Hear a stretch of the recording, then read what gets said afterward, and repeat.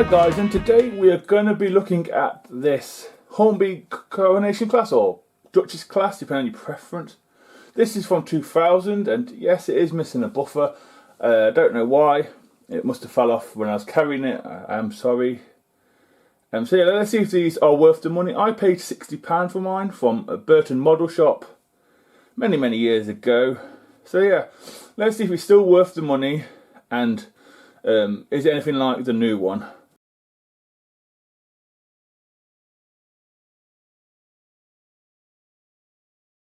Starting off at the front of the locomotive. The locomotive does have metal sprung buffers, and they are oval for the correct model.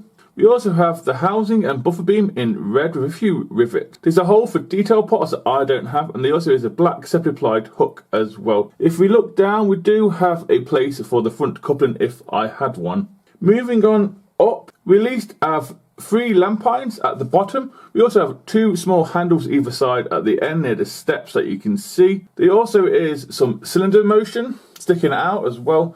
Then we have some sort of ledge going up, and then we get to the slate box door. The door itself does have a few rivets around it, which is great. It also has the number of this locomotive, which is 46224 if my eyesight is correct. We have a small handrail, and then we have another lamp iron. The hinges and bracing does not open or anything like that. It's all moulded in one. It's not picked out as well. We do have separate applied smoke deflectors as well. We also have a shed code. The shed code I think is 12B, which is Carlisle Upper B, Carlisle Canal, Penrith. They're the ones I think it could be. It's one of them anyway. Where the chimney is, it does slope a little bit because this originally was a streamlined version. That's why it slopes. As we move on to the side of the locomotive, both sides of the locomotive to me are exactly the same, apart from this side has some different piping. The piping is just before the smoke deflectors. It's plastic and it's black. That's the only difference I can see personally.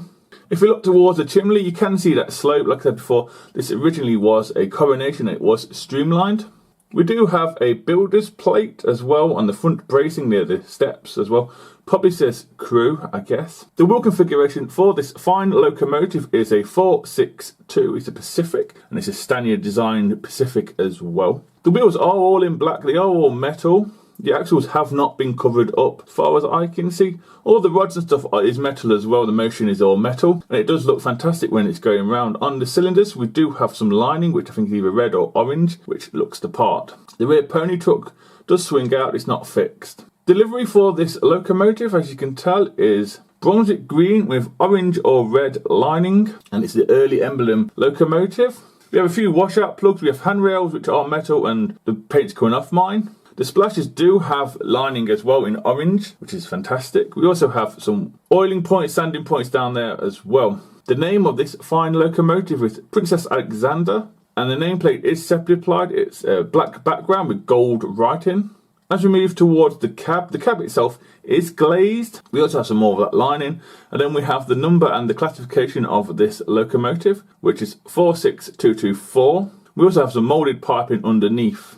As we move on to the cab and front of the tender, this is a 2000 model, so nothing in there is picked out at all as far as I'm aware, but it's moulded, it's black. If you wanted to paint it, you could. We do have a glazing bar though. We also have some handrails, which should be metal too. We do have what looks like to be the old style Hornby tender to loco connection, which is the fork and 2 springs or copper strips. That's how it's done. For an old tooled locomotive, it doesn't look too bad. Moving on to the front of the tender now. The front of the tender does have buffers to stop it hitting the cab, which is great. Again, it has metal handrails. Everything on there is moulded. The chute's moulded, the cupboards are moulded. Everything else is not painted or anything like that, but it does the job. You can also see the steps as well. As we move on to the side of the tender now, both sides of this tender are exactly the same to me. The tender does have steps near the cab area, which is great, and then they are moulded. We also have the livery of this tender, which is Brunswick green with orange, black and orange lining. I'm going for it could be red. We also have the early crest crisply applied on the tender as well. There may be a few rivets on there that I can't see. Moving down, the axle box and stuff are moulded, but it's crisply moulded. The springs, the axle box, the whole works. There's no lining or anything on them. The wheels are metal as well. As we move on to the back of the tender now, the back of the tender is highly detailed for an old tooled locomotive in my opinion. We do have round metal sprung buffers, which is okay, I guess. We also have a small tension lock coupling. I think it's a screw-in one as well. The buff beam housing is in red and there's a few rivets. We also have a hook there in black as well. Moving on up, we do have a black ladder, which is great. It is plastic. There's also a few lamp irons dotted around the bottom as well. And there's also one in the centre of the back of the tender where them 3 plaques are, which I think are coal, water and something else, if I've got that correct. Not sure what the third one is. There's no lining on the back of the tender, it's just in Brunswick green. As we get to the top, you can see some sort of cylinder near the coal bunker. As we do an aerial view on top of the tender now, top of the tender is in black. We do have 2 water filler caps. I think they have a handle on as well. Like I said before, there is some sort of cylinder next to the coal stuff. That is there as well. Also have a ladder. As we move along to the collar itself is glued in or moulded in. It's not too bad actually, the size. It's not too chunky, not too small. It's okay. And you can see some of that livery, the Brunswick green. And you also see some cupboards for the firemen as well. As we do an aerial view on top of the locomotive now, I will just point out one thing on this locomotive. I can't really get a good photo, but there is a mould line running down the centre of the boiler, which is a little off-putting if you know it's there, but it is hard to see. As we start off at the cab area, the roof of the cab does have quite a few rivets on there, also some moulded vents as well, and it is in black. The safety valves and the whistles, I think the safety valves are metal and the whistle is plastic, and I think it looks like to be separately applied, the whistle, but at least they've gone to the trouble of painting it in the right colour. There also is a few washout plugs as well. As we move along, like I said, there is a mould line on this locomotive. We also have some metal handrails. We also have, which looks like a separately applied dome and top feeder as well. We also have the smoke deflectors. We also have the chimney, which is a double chimney, and then we have that slope as well. And then we have the sprung buffers on this locomotive too. As we do an underneath look now at the locomotive, like I said before, all the wheels are metal. The front bogie does swivel. It's quite good. I've got a stats, but it does swivel. There's space there to put a front coupling if you really wanted to. The pony truck underneath the cab does swivel as well, but it won't be very well, but it swivels like so. It's not fixed at all. There is a place for the brake rigging if I had it, which I think mine might already have it on, but there is some brake rigging already added, which is great. We also have some brake shoes as well. The 6 driving wheels, as far as I'm aware, do have pickups, the copper strips, which is okay. And there's some moulded piping underneath, which is just in black. At least Hornby went to that sort of trouble. And finally, as we do an underneath look at the tender and loco connection, it's the old Hornby one, which is a copper fork and a sort of stick sticking out the tender, metal stick. That's the way they do the pickups. There's no plug or anything from this one. We do have a few screws to take off the base plate. We also have some brake rigging as well. All 6 wheels on this tender do pick up. It's a copper strip yet again in the middle of the wheels, but it is nice. There's no water scoop or anything like that. And then we have the medium screwing coupling, and then we have the sprung buffers at the end.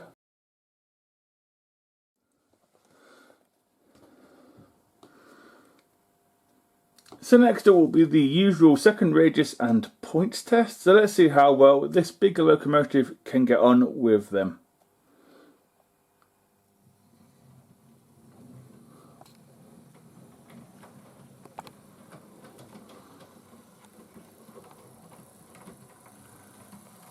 It's not bad for an old locomotive. 30, yeah, not bad.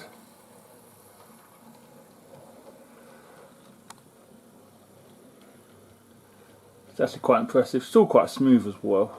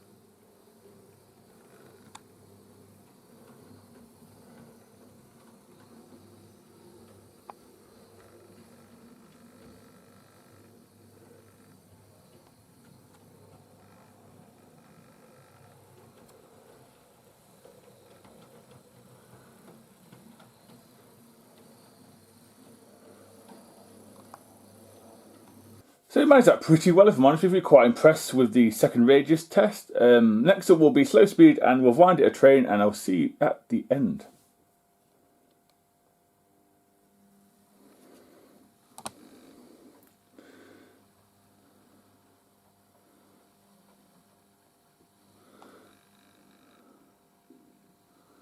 $20, that's pretty impressive. Give it a little bit more juice. Good crawl. 20 is not bad for a big loco like this.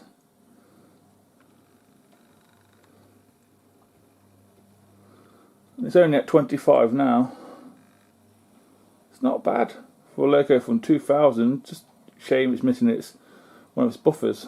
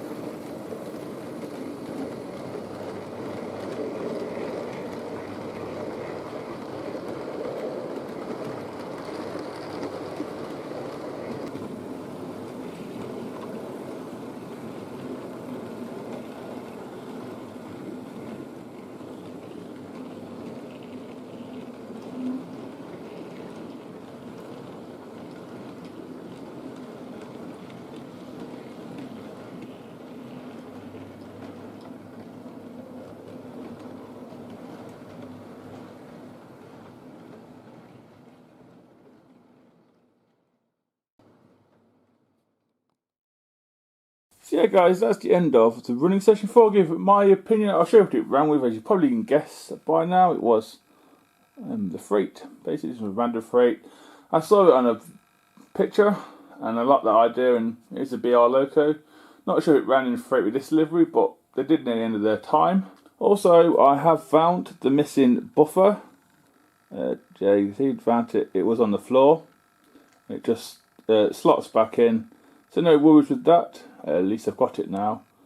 But yeah, the sprung buffers, that's the one thing I don't like about sprung buffers. They just come out without you realising. If they were metal unsprung, it'd be a different story. So anyway, my opinion on the locomotive, yeah, okay, it doesn't have all the modern features that a 2020, 2021, 2022 loco has.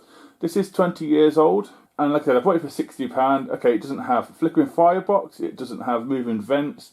It doesn't have a plug.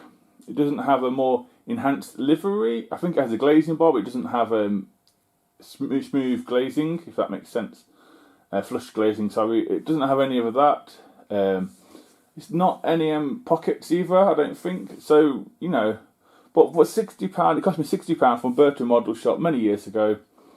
Would I recommend these older tool ones? Definitely. Because some of the stuff that were in a modern day ones, you're not going to see when they're going round. You're not going to see likes of the cab detail, the flickering firebox, the vents. You're not going to see a crew member inside move the vents or anything like that. The plug, does it need a plug? No, mine ran pretty well, and the track is slightly dirty, if I'm honest. I know I shouldn't do reviews on slightly dirty track, but mine is. So yeah, highly recommend these. You can get them at a reasonable price, new, used, whatever. They're still out there.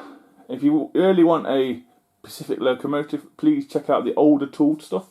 from your A3s, A4s, Battle of Britons, Merchant Navies. They're all out there. I think there's a few Great Western as well, Kings, Castles. They're all out there. Please go and check them out if you're really on a limited budget for a new model. These are the ones. Got no issues with these from 2000, nothing whatsoever. Highly recommend these. Sorry if it sounds like a rant, I do apologise, and I also apologise for the running session without the buffer. I just wanted to run it anyway. The running session is fantastic, the smoothness of the locomotive, and I didn't really want to record it all again. So I do apologise, and I also apologise about the rant. Anyway guys, hope you enjoyed the video. Please take care, and I'll see you in the next one.